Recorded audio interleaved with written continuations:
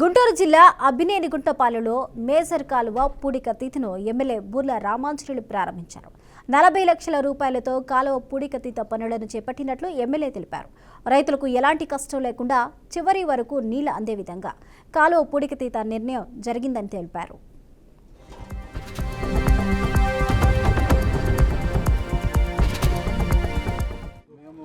రైతుల తరఫున vigilance commission committee అనేది ఏర్పాటు చేసుకుంటాం.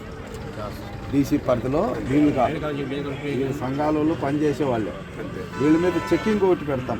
అది కూడా రైతులు పెద్ద మనుషులు ఉంటారు, బాగా పెద్దలు వాళ్ళతో ఒక 5 మందితో కమిటేసి వాళ్ళకి ఒక వెహికల్ ఇచ్చేసి మొత్తం చూసి రండి, నాకు రిపోర్ట్ ఇవ్వండి.